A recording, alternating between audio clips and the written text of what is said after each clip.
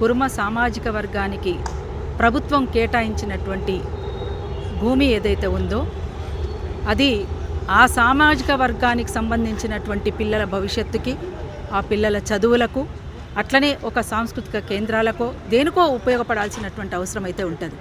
వాస్తవానికి ఏ సామాజిక వర్గానికి సంబంధించిందైనా ఒక ట్రస్ట్ ఏదైనా ఉంటే అది అమ్మకానికి కానీ, కొనడానికి కానీ, లీజుకి ఇవ్వడానికి కానీ ఏది కూడా అవకాశం ఉండకూడదు కూడా.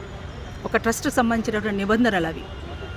కానీ ఆ నిబంధనలకు విరుద్ధంగా ఇవాళ జరుగుతున్నటువంటి ఆ ప్రయత్నం అంటే నారాయణ ఇన్స్టిట్యూషన్స్కి భూమి పూజ జరగడం మాత్రం చాలా బాధాకరం, విచారకరం కూడా.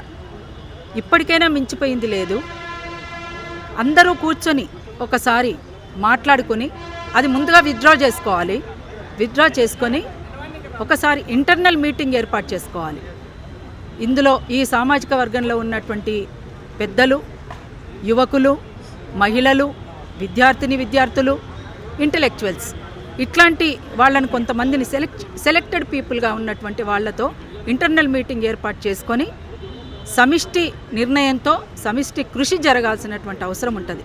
అట్లా జరిగితే ఈ సామాజిక వర్గానికి సంబంధించి అభివృద్ధి కూడా జరుగుతుంది. నిజంగానే ఒకవేళ ఈ రకంగా జరగకపోతే ఈ అభివృద్ధికి ఆటంకం కలిగించినటువంటి వాళ్ళుగా మీరు మిగిలిపోతారనేటువంటిది మాత్రం అది వాస్తవం.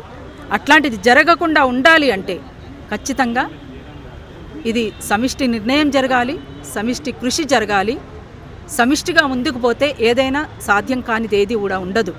కాబట్టి వెంటనే ఆ లీజుకి ఇచ్చిన దాన్ని విత్డ్రా చేసుకోవాల్సినటువంటి అవసరం ఉంటుందని నేను ప్రత్యేకంగా చెప్పదలుచుకున్నాను. ఎవరైతే ఏ పెద్దలైతే ఇందులో ఉండి ముందుకు నడిపిస్తున్నారో వాస్తవానికి ప్రభుత్వం నుంచి ఒక మంచి సదుద్దేశంతోనే ఇచ్చారనుకుంటున్నాం. వాళ్ళు సదుద్దేశంతో ఇచ్చినటువంటి భూమిని, సదుద్దేశంతో వచ్చినటువంటి ఆ ప్రాపర్టీని ఆ సామాజిక వర్గానికి అభివృద్ధికి ఉపయోగపడాలి. కానీ ఇప్పటికే ఒకవైపున ప్రభుత్వ బడులు, ప్రభుత్వ కాలేజీలు, ప్రభుత్వ హాస్టళ్ళు డెవలప్ చేయాలని చెప్పేసి చాలామంది మాలాంటి వాళ్ళని చాలామంది మాట్లాడుతున్నాం. అట్లయితే విద్య అందరికీ అందుబాటులో ఉంటుందని పెద్ద పెద్ద కార్పొరేట్ స్కూళ్ళల్లో, కాలేజీలలో ఫీజులు కట్టలేక చచ్చిపోతున్నారు, ఆపుతున్నారు. చదువునే ఆపుకునే పరిస్థితికి వచ్చింది చాలామందిని. ఆడపిల్లలకైతే చదివేందుకు లేగా కట్నాలు ఇచ్చి పెళ్లి చేయాలి కదా, ఇంకా దాంతో సరిపుచ్చుకుందాం అనే పద్ధతుల్లో కూడా ఆడపిల్లల చదువులకు కూడా ఆటంకం అవుతుంది. అంతేకాకుండా ఈ కురుమ సామాజిక వర్గానికి సంబంధించినటువంటి ఆడపిల్లలు, నాకు తెలిసినటువంటి 2-3 పిల్లలు ఇక్కడ చదువుకుంటూ అద్దె చెల్లించాలనుకుంటే ఇంట్లో ఉన్నటువంటి పరిస్థితులు బాగా లేవని షాపింగ్ మాల్స్లో పనిచేస్తూ చదువుకుంటున్నటువంటి పిల్లలు ఉన్నారు ఇక్కడ.